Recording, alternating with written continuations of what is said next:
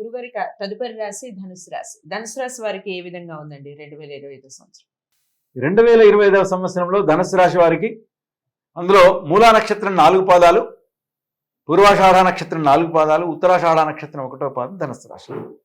ధనుసు రాశి వారికి ఆదాయం 5, వ్యయం 5, రాజపూజత 1, అవమానత 5.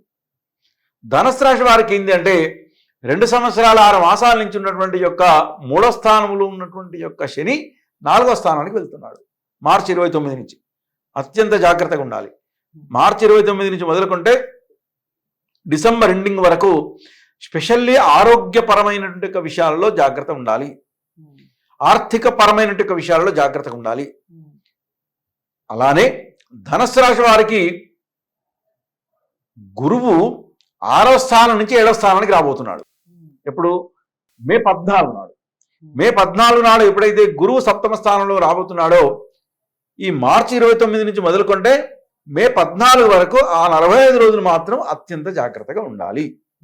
ఎందుకంటే 6వ స్థానంలో గురువు యోగిస్తున్నాడు, అర్ధాష్టమ శని రాబోతున్నది.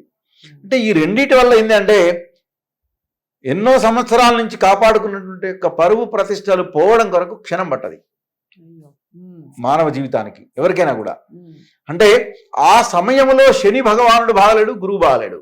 అంటే స్పెషల్లీ ఫైనాన్స్కు సంబంధించినటువంటి ఒక ఆర్థిక పరమైనటువంటి విషయాల్లో ఆ 45 రోజులు అత్యంత జాగ్రత్త వహించవలను.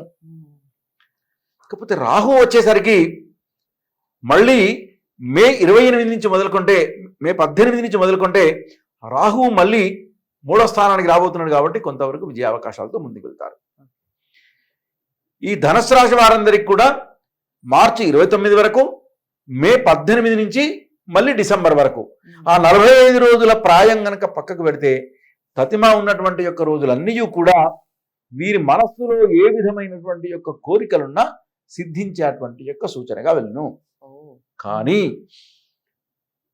సంవత్సర ప్రాయం మార్చి 29 నుంచి మాత్రం చివరి వరకు మాత్రం 9 మాసాలు మాత్రం వీరు జాగ్రత్త వహించవలసినటువంటిది ఆరోగ్యపరమైనటువంటి యొక్క విషయాలలో జాగ్రత్త వహించవలను.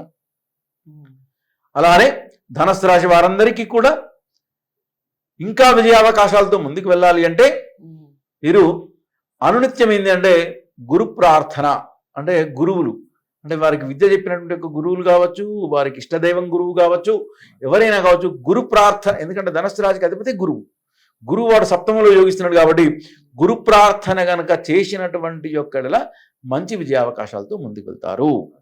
అలానే ఈ గురు ప్రార్థనతో పాటు వీలైతే చాలా అద్భుతమైనటువంటి లాభాలు రావాలి అనేటువంటి యొక్క వారు ఎవరైనా ఉంటే ఉద్యోగంలో కావచ్చు, వ్యాపారంలో కావచ్చు, ఏ రంగాలు చలనచిత్ర రంగంలో ఉన్నటువంటి వారికి కావచ్చు, ప్రతి ఒక్కదానికి వీలైతే ఎప్పుడైనా కూడా శుక్రవారంతో కూడుకొని దుర్గా సప్తశతి చండీ పారాయణం కానీ, దుర్గా సప్తశతి చండీ హోమం కానీ ఇలాంటివి గనక చేసినటువంటి యొక్క ఎలాంటి సమస్యలున్నా కూడా తొలగిపోయి అద్భుతమైనటువంటి యొక్క విజయావకాశాలతో ముందుకు వెలుదురని ధనుసు రాశి వారందరికీ కూడా మనం చెప్పవచ్చు. రైట్. సో ధనుసు రాశి వారికి కూడా బాగానే ఉంది. ముఖ్యంగా ఆరోగ్య విషయంలో జాగ్రత్త వహించాలి. ఏదేమైనప్పటికీ పరిహారాలు చేసుకుంటే ఖచ్చితంగా ఫలితాలు ఉంటాయని మనందరికీ తెలుసు, పాటించే వాళ్ళకి, ఆచరించే వాళ్ళకి. మరి ఇవి జాతకాలను ఎక్కడ పరిశీలించుకోవాలంటే ప్రతి వీడియోలో చెప్తూనే ఉన్నాను. గురువుగారిని కలవాలి అంటే స్క్రీన్ మీద కనపడే నెంబర్కి కాల్ చేయడం తప్ప వేరే మార్గం లేదు. సో గురువుగారిని కలవాలి అనుకున్నవారు స్క్రీన్ మీద కనపడే నెంబర్కి కాల్ చేయండి, వీడియోని లైక్ చేసి అందరికీ షేర్ చేయండి, ధనుసు రాశి వారు అందరికీ చేరవేయండి, ఛానల్ని సబ్స్క్రైబ్ చేసుకోండి. మరో రాశితో మళ్ళీ కలుద్దాం. నమస్తే.